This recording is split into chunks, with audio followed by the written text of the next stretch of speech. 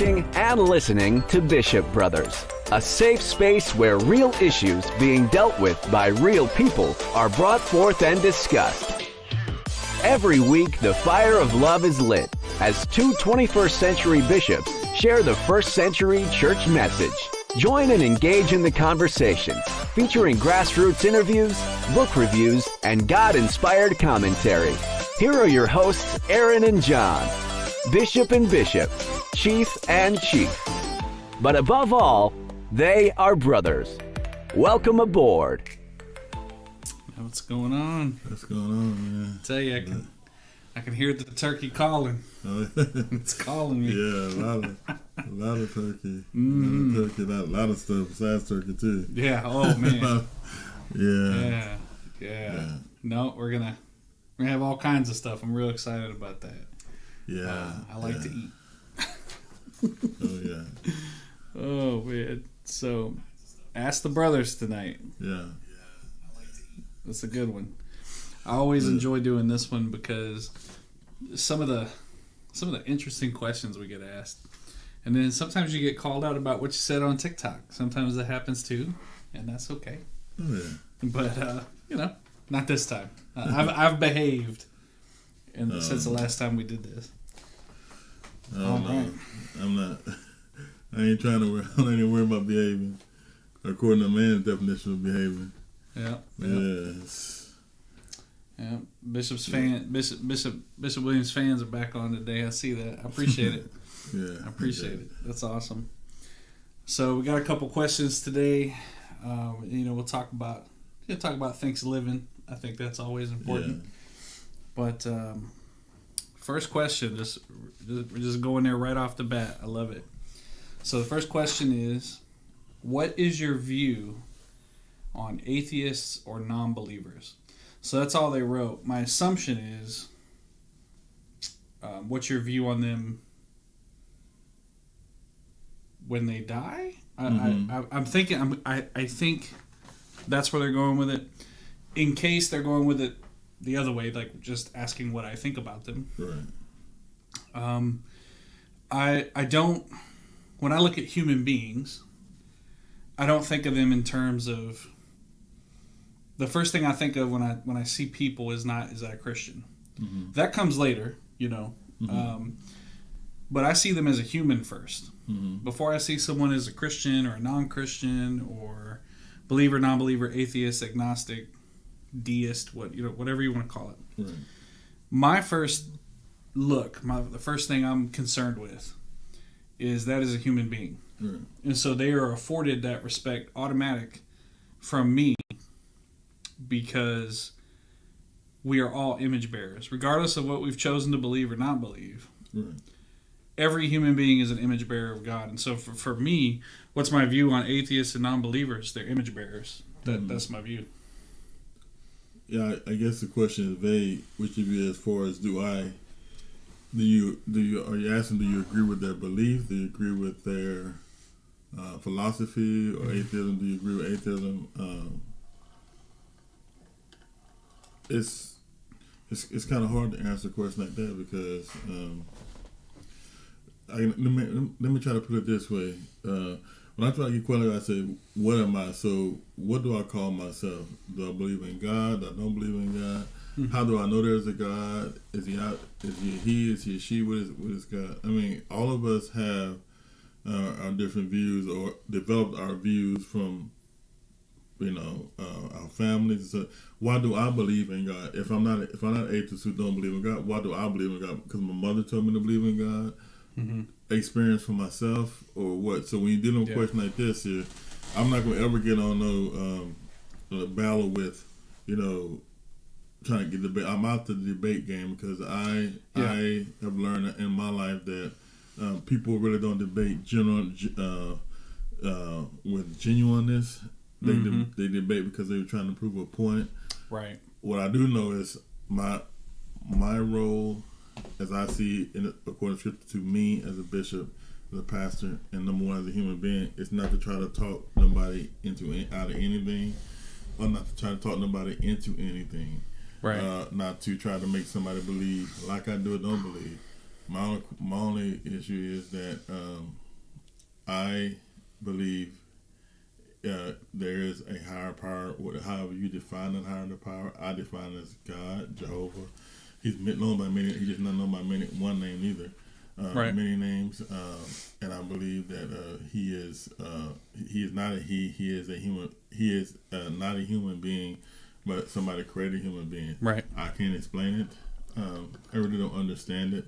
It's in my church. It's what we believe, what we call by faith. Jesus said clearly that blessed is those who hadn't seen and yet still believe. So anybody who said they believe in God today, they have not seen God.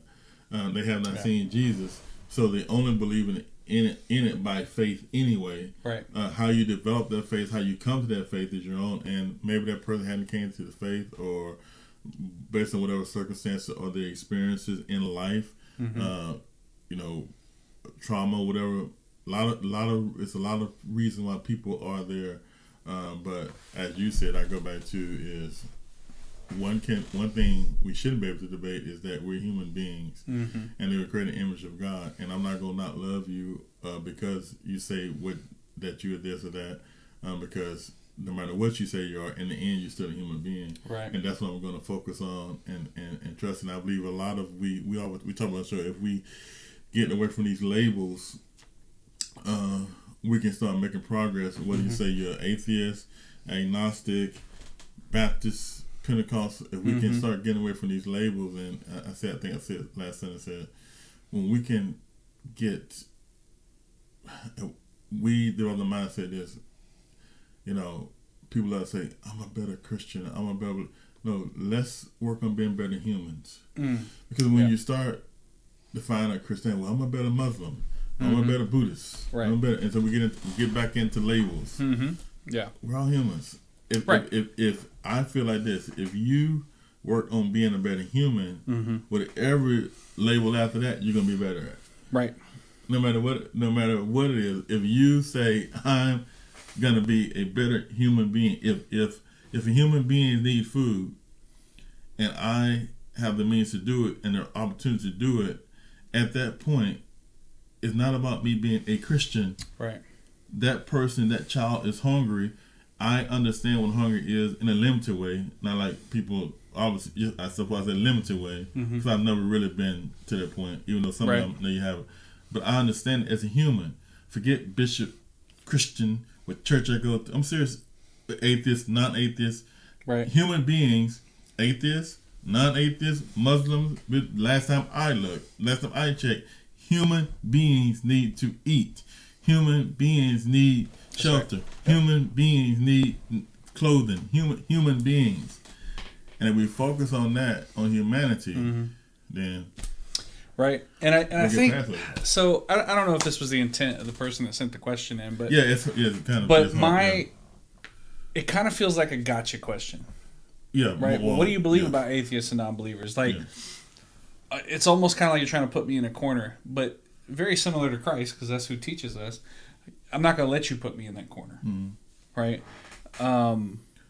Just like you said, a human being is a human being. We have to deal with the human first. Now, if that person decides they want to be a Christian, okay, great. Then I can start you down that path. If you decide you don't want to be a Christian, I'm still going to feed you. If you're hungry, I'm still going to get you a bite to eat. If you need something, I'm still going to do my best to provide those things, right? So, I think we have to be careful with, especially as pastors and bishops, and when someone asks for our view on something like this, we really need to ask that person why. Why are you asking me that? Because it feels like kind of just the vibe of the question, or maybe I'm just in some sort of mood and this person didn't mean this at all. But it kind of feels like you're trying to divide people under their labels, right? And whether a person is a Christian or not, the only label that matters to me is human being. Yeah. Well, actually, I love Asking Brothers, because Asking Brothers what I've learned through studying and this next book got coming out and then doing this show. Here's what I learned. If you're not getting what I call trap question, you're doing something wrong. That's true. Because when you study the life of Jesus, when you study his life, everywhere he went, that's right. They never asked the question for personal growth or none. It was always to trap him. Right. It was never about the issue. The question was always a trap. So I love this type of question because I've learned to be slow to speak and then do what you said. Right. Turn it. If you study Jesus, how he always answered, turn it back. Don't put yourself in a box. Don't put yourself in, but don't get mad at the question. No, not don't at get all. frustrated at the question. Yeah. But turn it. You can ask it. Turn it back on them. Where I'm not going to label you. I'm not going to play the label game. Right. You want to label yourself. What I can't say is what we can argue with is we're human. Right. And see, that's why I stay on solid ground. Brother, whatever you call yourself, you're a human being, and I love you for that. Right. I don't care if you need. Going back to what I said, if you need water, I don't care what your label is. Right. Now, if you tell me you don't need water, then you really got a problem. Right. Because at some point, you're gonna no matter what I do, you're gonna find out that you need some water. Yeah. But no matter what your belief system is, that's right. You don't have to believe in how it came to be about, but you're gonna need some water. And so that's what we got to learn. We have to learn that when I get and I'm saying this, I used to get, and God is saying you need to mature, grow up. That's how you know. You're doing so. This week, I got I was having elections. I get so many, what's your view on this? This person Christian. How do you vote? Do you vote for a Christian? Do you vote for, and so it's life. And I'm not gonna. That's why I said last week. Vote your conscience. Yeah, I'm not gonna. You're not gonna label. I'm not gonna say vote Democrat, Republican. Yep. And then So, but all you're gonna get out of me with politics is I'm gonna tell you need to vote. Yeah. That's all I'm going to tell you. Yeah. That's the only political advice you'll ever get from me, because I've learned usually when it's a political question, someone's trying to trap you, someone's trying to do stuff like that. And the last thing I'll say about this question is it feels like kind of this question then kind of begs the next question of, well, do these people go to heaven or hell? And here's my answer to that. And people aren't going to like this, and that's okay. I don't know, and I don't care. I don't know, and I don't care. That's not my place. Their eternal security is not found in John. Their eternal security is found in God, and that's between the boss and that person. That is completely irrelevant to what I am supposed to do with the person, and that is to love them unconditionally in the same way that Christ loved me, regardless, before I knew him, after I knew him, regardless. And I think that if we focused a little bit more on that instead of trying to divide people into heaven and hell, we would do a lot better on earth. Well, I had somebody laugh. I really, because I had a trial question. I was like, do the priest go to heaven and hell? I said, you know what? Let me ask a question like this here. I said, I can't tell you. You're talking about heaven and hell. Let's just. I said, that's what your question asked. I mean, you're talking about heaven and hell. I'm like, he was a guy, dude. I can't tell you what I'm gonna do in the next 2 minutes. Right. Surely, I don't know. I can't tell you if I'm gonna make it home today. Right. And you want a finite. See, put a finite, limited, very, very, very, very limited human being to tell you when Jesus said himself, even the Son of Man doesn't know answers to these questions that you're asking about. Right. End times, all that kind of stuff. See, you got to twist it. You got to turn it because they're trying to trap you again to putting basic judgment on people. If you answer that, that's question, what it is. It's control and judgment. But answer it with a. I can't even tell you what I'm gonna do the next 2 minutes. Right. Let alone surely if you're finite, you can't speak on eternity. Yeah. We're finite human beings. We're limited. We don't even know what's around the bend. Yeah. Here's one. Here's a take that's unpopular. That when I say it, a lot of the more evangelical brethren in our tribes get really upset. Is, what do you think heaven's like? I don't know. I've never been there. I don't know what it's going to be like. I have some examples of what it looks like in Scripture. I have some concepts based on the Scripture, who goes there, who doesn't go there, all this other stuff. But I don't know. I can't tell you what heaven and hell is like. Because I've never been there. So how could I ever explain to you something I've never seen? That's like asking me what the color red tastes like. I don't know. Yeah. I've never tried to taste the color red. Right? So I can't answer that for you. And I think it really boils down to a lot of these people need, in a cult, this is how they control people. They divide people. These are the good people. These are the bad people. And now I have control over who goes where. That's cultish. You're not going to get that out of me. But also, speaking of outside of cultishness, particularly I can speak for my the African Black and African American experiences. Culture is a lot too, but fear mongering. Fear mongering is a big time. Turn or burn, or vote or die. It's like you know, I see posts on if you don't vote, our survival we just talking about this because it's the current kind of this was last week. So because we live in this country, we're citizens, and and we're not against it. We just make a point. But it's like it's something like last Tuesday on that day, if you don't do this, the sun's not gonna come up Wednesday morning, right. And it's like, okay, don't lose perspective. Cultish, you lose perspective, but also in fear, you lose perspective too, because you be trying to get people to do things out of fear. Right. And God does not work either way. And as a minister, that's what we got to always let people know. God doesn't want you walking in fear of Him or this cult mentality that He controls your will and you can't think out. You can't think for yourself. Narcissism. So they're both two-headed monsters that is used in the end, the cultish or fear mongering, to control, to get a desired result that they want. Yep. And not freedom for the person. Exactly. Because it's not about freedom, it's about control. Right. Yeah, exactly. Yeah. All right. Jesus wasn't conservative, Republican.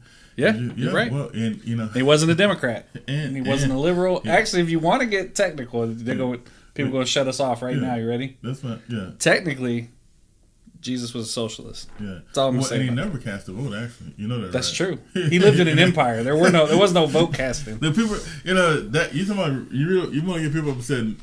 Said, tell them that Jesus of Nazareth never cast a ballot, right? You do, and they look at you like. That's because like the Bible, like everything else they look at, they can only look at it through the modern lens, and that's not how. None of this works like that. None of it. All right, a little bit of a lighter question. It's kind of funny. I think it's funny. How did all the millions of species fit into Noah's Ark? I have no clue. That's the easy answer. Well, go ahead. I have no clue. Yep. Yeah. Here's I'm just going to be a plethora of unpopular takes tonight, but have we considered that all the millions of species didn't need to be on Noah's Ark? Mm-hmm. So, and feel free to fact check me, look it up. Almost every culture throughout the world, if you look at all the ancient cultures, they have what's called a flood epic. Mm-hmm. Okay. Anthropologists, archaeologists argue that a lot of those recordings of this event are it happened, right? And we know that we know that the earth at times has been flooded and unflooded, right? Through the many, we know that from science tells us that about 10,000 years ago, we came out of an ice age. And when you come out of an ice age, right, it changes the water placement. The type of topography, yeah. And so do I think the flood happened? I absolutely think the flood happened. Do I think a person named Noah exists that God used for this example? Absolutely. Do I think that he put animals on a ship? I do believe that. I absolutely do believe that. But here's where my view gets unpopular, and that is he wasn't the only one. He's the only one recorded in the Bible. Because you have to remember that the Bible is Judocentric, right? It is focused on the Israelites. Mm-hmm. And so I don't ascribe to every animal had to fit in this ark. Right. What you're doing is you're making, what you're saying is the Bible has to be literally correct everywhere. Right. And if that were true, then we should still have slaves.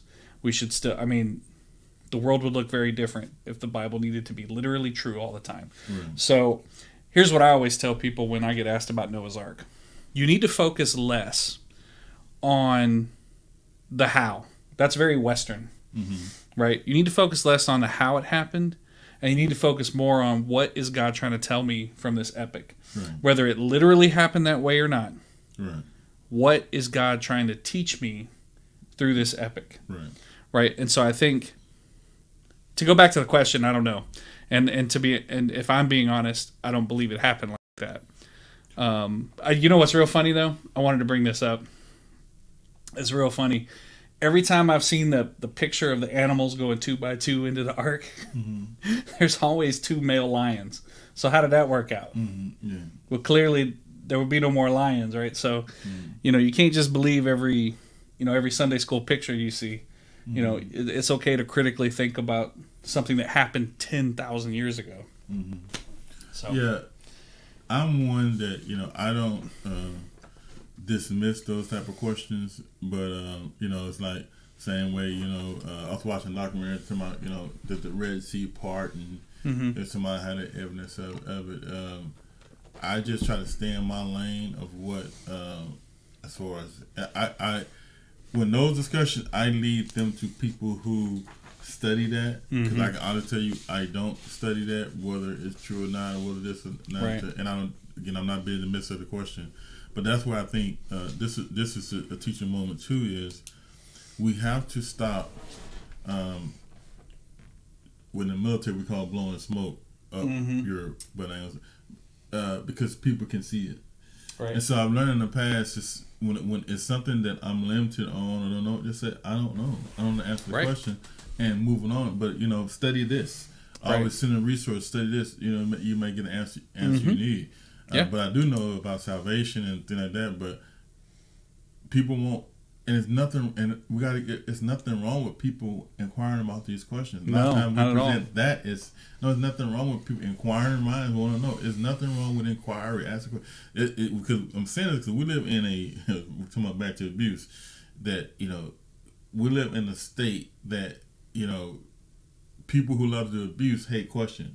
Abusers hate questions because they don't want to give answers because they are set themselves of the kingdom. So that all is tied together. But I'm learning to lead people into places and resources where they can get the answers to those questions, because those questions are important. And if that's going to give them some type of what they need because they have that type of mindset, there is nothing wrong with it. We have to get out of our limited aspect of, now you're questioning God. No, they just that's a good don't one. know. And it's fine to It's want okay to to know. ask questions. Absolutely. It's not acquired. And sometimes you're going to find out that there is no cut and dry answer because you can get to this and this. But what I do tell people that I believe our eternal, as far as scripture, our eternal, how to deal with our eternal salvation is there. Right. Clearly there. But other than that, there's nothing wrong with wanting to know. And that's why it takes all kinds in dealing with these type of things, because we live in a society where you should did the Red Sea depart? Well, how dare you question? Exactly. And did the burning was it actually burning bush? Yep. Yeah. I mean, it's like And here's the other thing. If you believe that Noah's Ark was a literal thing that happened, great. Who have you fed today? Who have you helped today? Have you prayed for anybody today? Have you taken care of yourself today? Whether you want to believe that Noah's Ark was a literal event or it's a metaphorical event, this is going to be unpopular, is irrelevant. To me, it's irrelevant. Can you garnish the lessons from that story, that epic, that truth, that literal thing that happened, whatever you want to call it? Can you apply it to your Christian life? And can you then go spread that light into the world? How does the application? Yep. And if you can't do that, then it doesn't really, it's irrelevant. Yeah. So, if you want to believe Noah's Ark is a literal thing, There's nothing wrong with that. You can still be a Christian. You're still welcome in the house. Yeah. Right? And if you don't, if you're like me, it's more of a metaphor. It's trying to teach us something. That's okay too. Welcome to the, welcome to Christ. It's okay.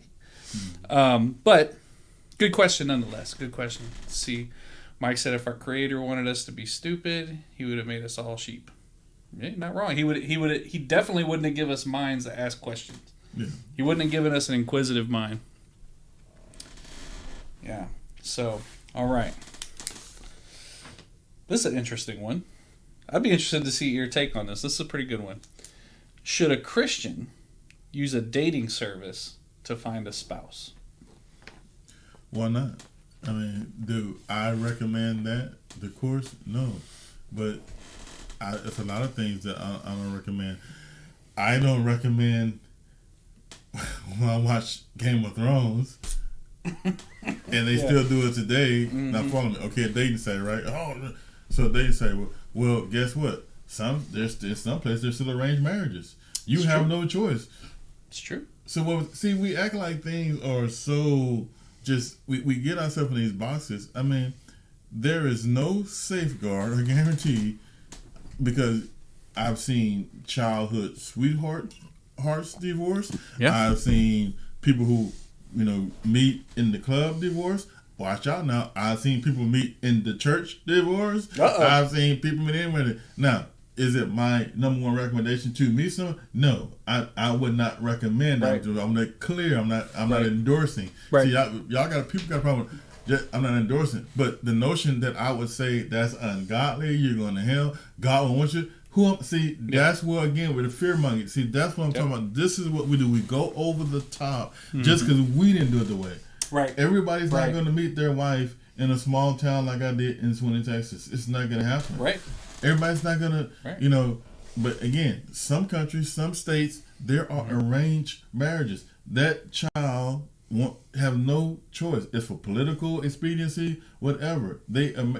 Sometimes even before they're born. Game of Thrones it's how monarchs work. Yep, absolutely. And so, therefore, to that, it's not a sin. I can definitely tell you that, and it's not something again I would endorse. I would, but hey, you know what? I just hired people to do a lot of things for me. Yeah, and I never met them, but the systems now work. Where guess what? I couldn't have done that 30 years ago. That's true. I would have had to mail. It had been a whole different process. But now I get on this phone, on the computer, and hire somebody to do something for me. Right. Am I out the will of God? No. So, for me, so would I look for someone on a dating service? No, I wouldn't, because I didn't grow up that way. I'm an elder millennial. I'm like 1 year away from being a Gen Xer. That's not how we came up. You met people. Now, to the defense of this, I knew my first wife 11 years before we got married. I knew her. We grew up together, went to the same schools together, high school sweethearts, dated in high school, went and got married, divorced in 5 years. My current wife, I met her when I was bouncing at a bar. I threw her friend out. We've been married 15 years, and she still puts up with me. So, and I know in my generation, if you ever told anyone you met your wife in a bar, whatever the reason, it wasn't going to work out. It was just not going to work. They didn't. They don't get into the story. She wasn't there to drink. She was here to pick up her drunk friend. I was sober. I was working. Right. So, I think the important thing is how you find your spouse isn't the pastor's business. It's not my business. You want to use a dating site? Use a dating site. Maybe you're more comfortable like that. You want to go out? I don't recommend going to the club. It's a lot of trouble out there. By the way, I learned this in the Navy, and it's still true to this day. Nothing good happens after midnight, kids. So don't. I'm just saying. But no, I don't have a problem with dating sites at all. Not at all. People meet in things that a myriad of ways. But even though, you said this, you couldn't have told me 20 years ago that I would do life like I'm doing now. Mm-hmm. Yeah. So even because I didn't do it or was raised that way, doesn't mean people don't change. And I always tell people all the time. I say, all y'all people who are not modern. Well, guess what? I don't see none of y'all coming up here going to your work or to church in horse and buggy. Uh-oh. So forgive me that you're not modern. Oh yes, you're modern. No, you modern. You might not do everything modern, but you ain't hitching up the old mule and the horse and kicking them down the street to get to the church on time like they did back in the. And I'll tell you this: on, right? ain't nobody sitting in that church without no AC. Come on, exactly. So mess me with it's a way of doing things now. No matter what's, like you just said, no matter what you do, you got to be careful. No matter how you meet, it's gonna take God through it. God's got to be in your marriage. You got to develop and grow and develop. No matter how you meet, it doesn't matter how it happens. For it to work long term, it's got a lot of work to be involved in it. No matter that's the end. That's the bottom line. No matter how you came together, right? Now you got to go to work. Yeah, absolutely. All right, so this is a good one. I got this one. I'm gonna ask the question, and this person was actually able to give me a little insight into what they were looking for. How involved should the church be in politics? And the specific case they gave is that at their local church was a polling station, and they weren't sure how to feel about that. So that's kind of the background of the question. I'll go first on this one. The message of the gospel must be liberating. Okay, I'm bringing the helicopter around. Just trust me on this. The message of the gospel must be liberating. So the things that the church does should always smell of liberty, right? It should be liberative in what it does. I personally have no issue with a church being a polling station, right? Because one, the church doesn't man the polling station. The church is, in essence, opening its doors to the community to do a civic function. And so long as that church has not endorsed candidates or tries to interfere in any way, I personally have zero issue with a church being a polling station. Now, here's where I draw the line.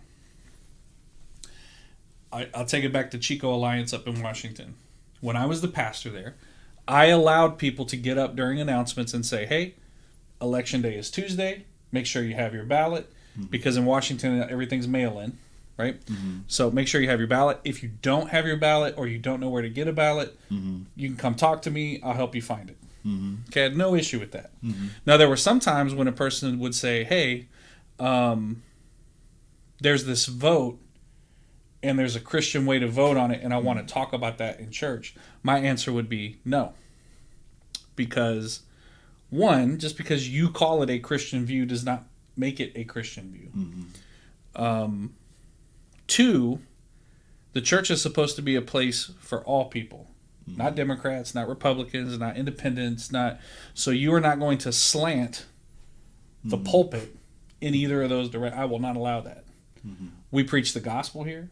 We preach taking care of people, helping others. Those are the things we preach from this pulpit. We do not preach politics from this pulpit. Ever.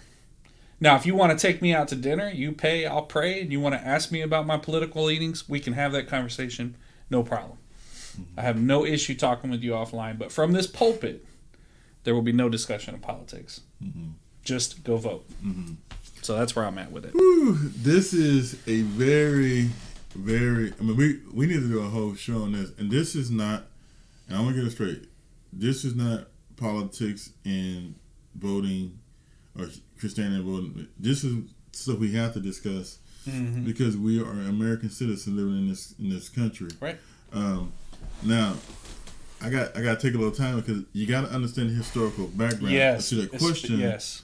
Because a polling station, this is where I would disagree.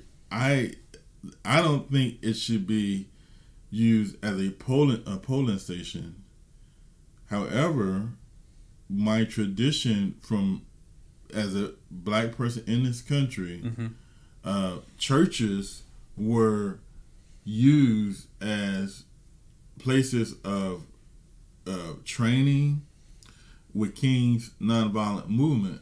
Churches were used, really the only places to be used in those days to train people to do nonviolent protests. Now, is that what the church is for? That is politics. The bottom line is it's still politics because we're trying to get the right to vote. We're trying to get a seat, and we believe that we have a God-ordained and a constitutional right both to do this. The country is blocking it, and so they use churches to do those. And obviously, if you know Dr. King, you know he made speeches that can be defined simply. And let's just Riverside speech. Looking at all this one of the speeches can be defined as both the Christian, but it was still political in nature. Now today, what we do in the 21st century, number one, King was a preacher that was part of a movement that was trying to help the lives of people. Politicians just coming in, politicking, I don't believe it's the place for that. Absolutely. But this is always going to be something we're going to have to deal with in this country, and there's no cut and dry answer. Now, do I believe that a politician? But for me, the church, as far as if it's you, we used the church yesterday to feed people in a food pantry. Right. That's what it's for. They was using it to help people, get a right to vote, their rights under the law to vote. I believe that's what it's for. If I use it for a polling place, then I'm saying, okay, you come to the house of God and you use it for a polling place to do your civic duty because you can tie it to the same civic duty. So I don't think it's nothing against it.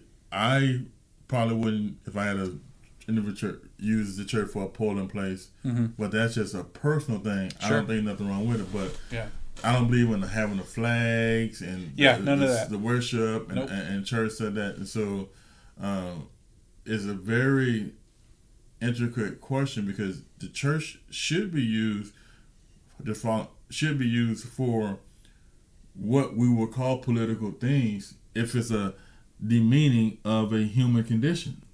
Right. Even though we're calling it political, right? It's still it's still demeaning the human condition, right? And the human condition, that's what the church fundamentally is for. But you could tie politics to it, so it can. Yeah. Even in Jesus, they would look at. Sometimes they rear their.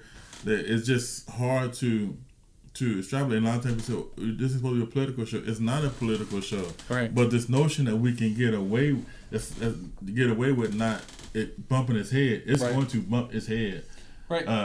And you can call it. We can say we're not political, but if we're, if we're having orphans, and if we're saying, like we've been saying, how these churches are doing abusing, you got people saying who's going to stand with it. We can have a great debate in the church about that, right? And it's legal, it's political, and it's godly. They can all. Because we talk about legal stuff, how reporting, right? All this stuff kind of tied together. So that's a good question because I love it because I love questions like that because we got to get out this notion that this stuff is not complex, that this stuff is easy, that they're just easy answers, that just A, B, C, and D. No, this is great. It's difficult. It's hard, and you got to work your way through these. Or the idea that we can somehow be. Okay. hey, we were 30 before Thursday football. That's fair. Yeah. That's fair. No, Brother Michael, another chief, love you, brother. Yeah. Brought up an excellent question. Why is Bishop Brothers on Thursday nights during football season? We can do Water to Wine Wednesday with the brothers. Water to Wine, that's a good title. Well, I'll say this though. Was it actual wine? Hey, if the Cowboys last week they looked like they needed a Water to Wine Sunday. Yeah. But the Eagles lost too, so I guess y'all are happy. But I back to the political thing. I think this notion that we can somehow escape politics completely is also unfair. You can't, because if I say all lives are valuable, human life is valuable, and someone demeans a culture based on their skin tone, based on where they're from, based on the fact their immigration status or whatever, and that is going to contradict my belief, well, then we're going to have to discuss that, right? And I am going to fall on a side of that. Right. But please don't mistake me falling on a side of that as now ascribing to whatever side of the party, whatever party it is. Please don't think that I have now ascribed to the entire party platform. I am saying on this one issue, we happen to intersect. I guarantee you there are going to be some other issues where we don't agree. This is why I always learn independence. Yes. I am an independent. Depends on the situations, the variables, and I'm going to always fall where I believe God has me to fall. This is why I don't tie myself to them, because when you tie yourself to that, you end up being part of that, and then you get, So exactly. I believe we should remain independent, but the notion that we don't, ever discuss it because we don't want to be political would be disingenuous, and it's not necessary. Right. All right, that's a good one. Okay, if you were, what do you say? We got a question. Yeah.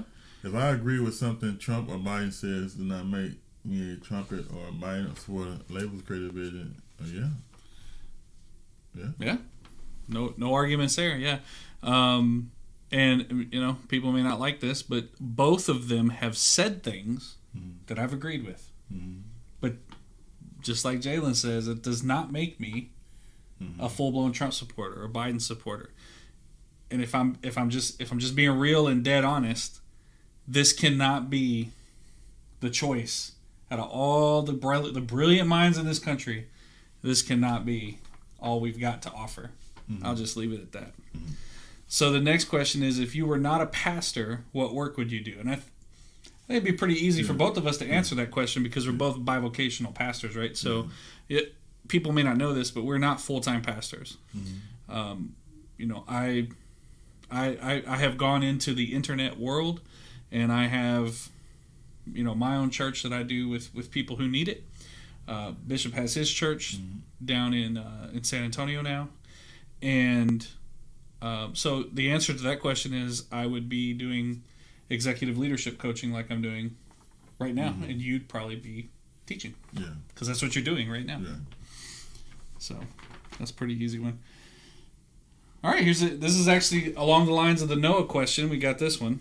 It's a pretty good question. What if Adam didn't eat the forbidden fruit, but just Eve did? Good That's kind of easy for me. I don't think it would have been a fall. Number one, because the way I understand Scripture is she was not there when God gave the command to him to lay out the rules for how to operate in the garden. And I don't believe there would have been a fall if he had not done what he had done, because he had the command, he had the responsibility, he was the leader, and he was this is my belief. So I don't believe it would have been. Because what would have been God's adjudication in it? Yeah. For me, and so a lot of people may not know this, but my doctorate in biblical studies, the emphasis is Old Testament theology. So I have spent an inordinate amount of time in the Old Testament. A lot of pastors don't, right? They don't spend the amount of time that I have spent in the Old Testament. And I've come to this conclusion about the Garden of Eden, and it's a newer conclusion in my life. I haven't always believed this. I've kind of come to this point. But for me, the sin, eating the apple was a sin. I don't think that's up for debate. God said don't do it. They did it. That's a sin. Okay? I don't think that's what got them kicked out of the garden.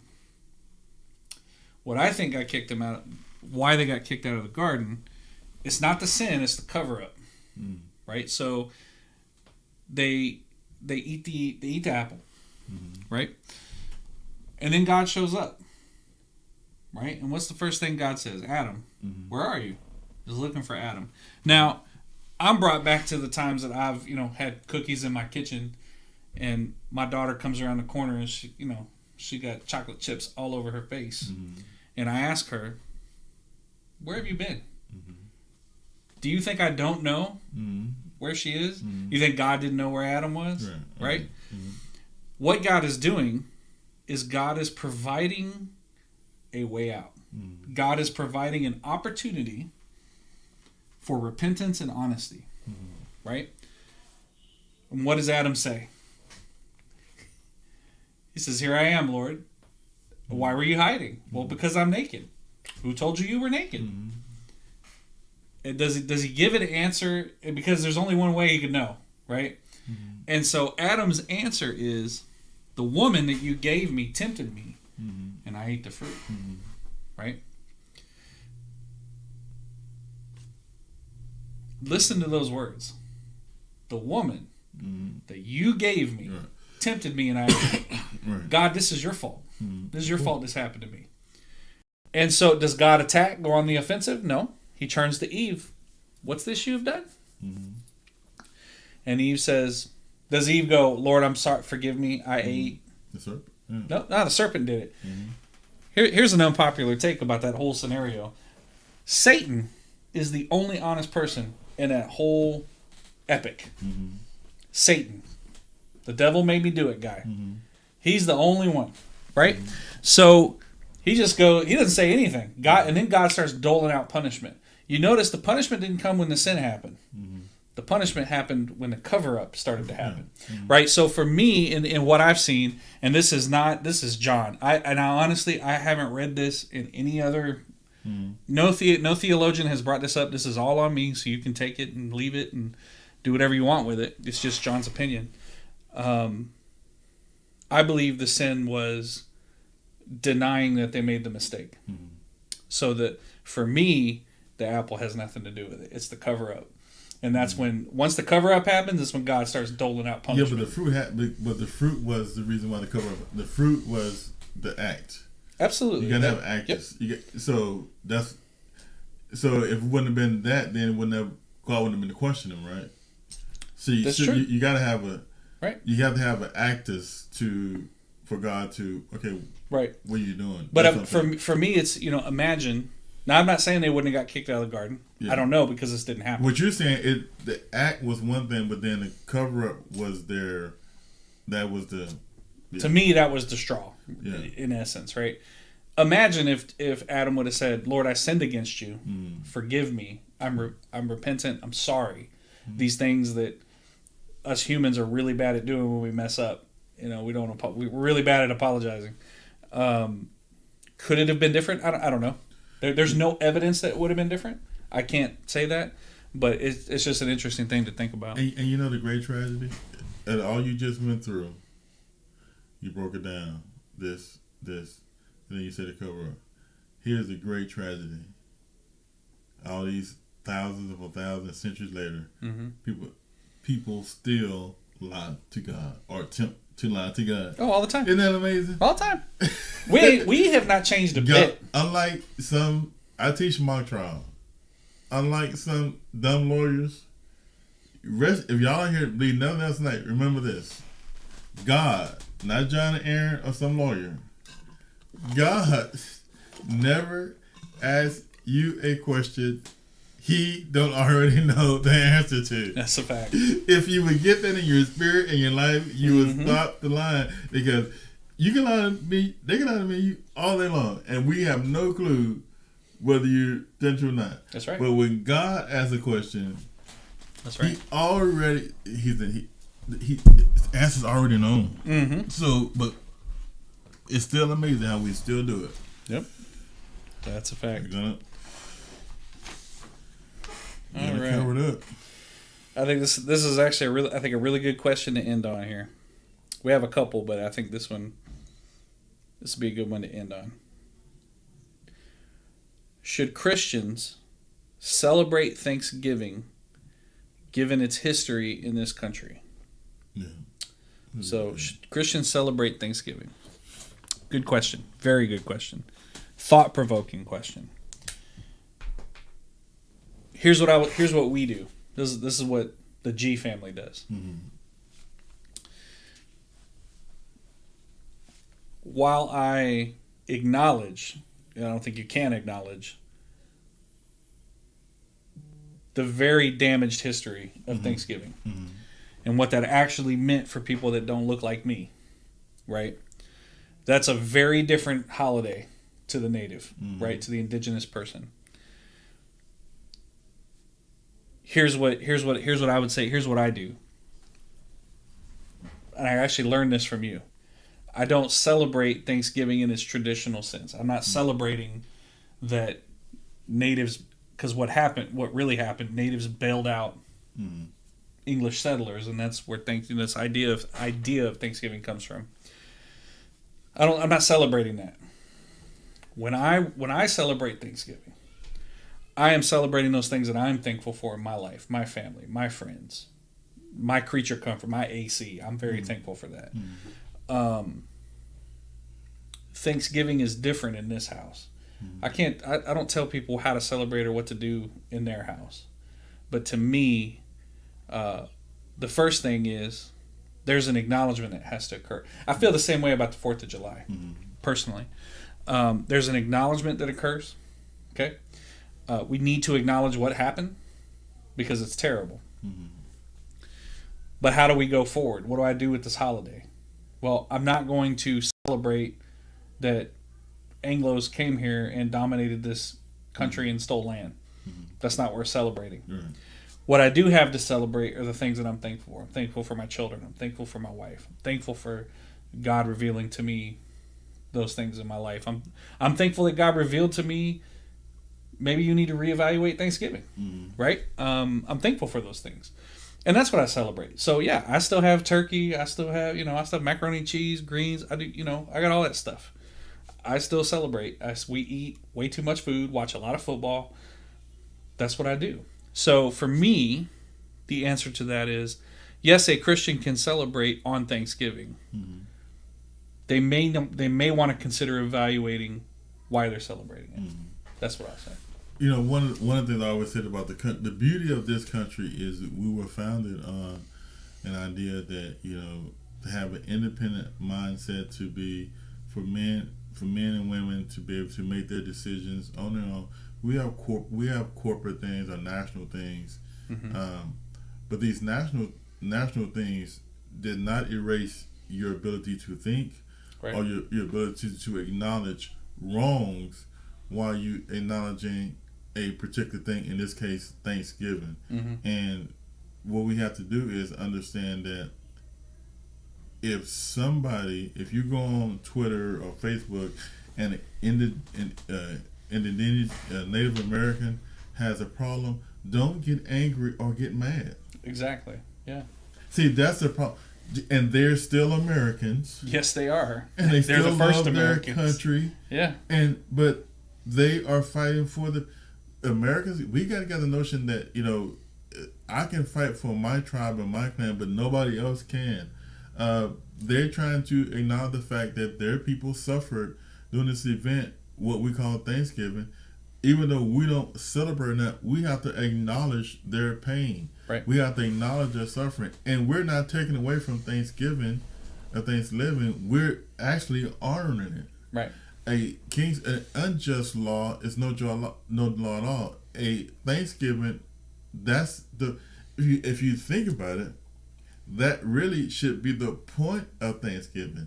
Not to live in delusion, but to be thankful for what we used to be, and now we're thankful that we don't remove Native Americans anymore. We're thankful that we don't have slavery anymore. We're thankful that the Civil War didn't destroy the whole country. We're thankful for what we've been through, but acknowledge what you've been through. The disingenuous come in when everybody wants you to celebrate corporately, like this has been all, kisses and great for everyone. That is the illusion. And so if you do that, you're not being thankful. Right. And so, like he's saying, I'm thankful for acknowledging that my country is not what it used to be. Right. But we can't take out the eraser and erase our past. Thankful that we lifted ourselves up. We still got a long way to go, but we still not what it used to be. This is what I say on the 4th of July. I try to say on the 4th of July, so that I serve this country. I love this country. But I got to understand that at a point in time, I wouldn't have been able to celebrate that way. And it's okay. And I still love the country just as much as anybody else loves the country. Right. But I think the problem with people, is particularly Native American on this day, is we have all this event, and if they say something, they get, you just wrote a book of how from greenness to whiteness, you're not saying that you're not proud to be an American. You're saying the history of your people changed because of a political, a political, a political movement. Thing they made a political decision, a political strategic decision they made to align with power, which you and I probably would have made too if we'd have been in that situation. Yeah, absolutely. But you're acknowledging, you're not dismissing, you're not putting down your culture. You're saying, okay, we have to do better, but we got to acknowledge something, and to live in delusion like you got the response, probably from somebody who didn't read the book. They just wanted to have rage, because that's the point I'm trying to make. Yeah. If I say Thanksgiving is, we need to think about the Native Americans. Why you bring?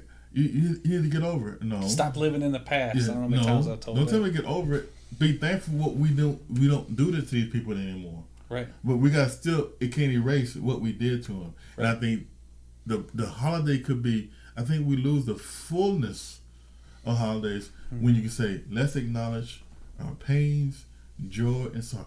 It is foolish to, I know people right now, and I ain't gonna give no people right now. It is foolish to be joyful when you should lament, and to lament when you should be joyful. Right. That's what I always say.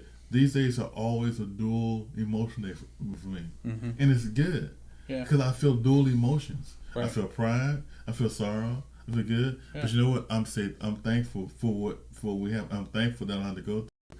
We can make it more fuller if we could try to erase things that make. We're sitting around watching. Nobody's a slave now. Nobody's removing the Native Americans now, but that don't mean you can't acknowledge it. Right. And we still can. You can't. You still can enjoy. Right. But honor their heritage too. You can't have it both ways.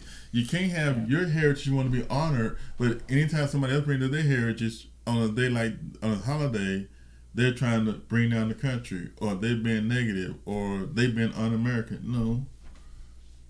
They have pain. They have history. And what's wrong with acknowledging that? Yeah, their ancestors suffered.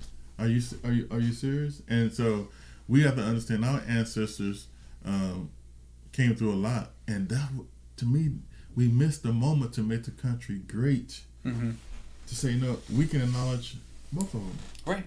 This notion that you can't. Right. It's got to be that or this. Yes. Don't talk about that. That's in the past. Remember, get over. Remember what we no. Right. Yeah. Right. And I think a lot of times, I saw this video once where there was these white people, and they were walking around a park in like chains, shackles. We're sorry. We deserve this. That kind of stuff. See, I totally that no one's asking you for that. Yeah. You know what I mean? Like, no.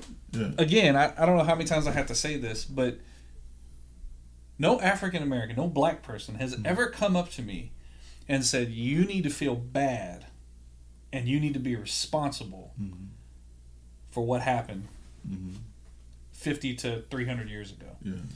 No one has ever required or mandated that I do that. Right? And I never heard a Native American do it. And I've never had a Native American tell me I am responsible for what happened to them. Yeah. What I have been asked to do, and I think it's a fair ask, is to acknowledge the pain inflicted on these cultures by people that look like me. Right. That's all. Yeah. Acknowledge it. It happened. Do I feel bad about it? Of course I do. Who doesn't? How could you not? Are you responsible? No. No, I'm not. And no one's ever told me I had to be. Right? But what I am responsible for is how I acknowledge other people's pain. Yeah.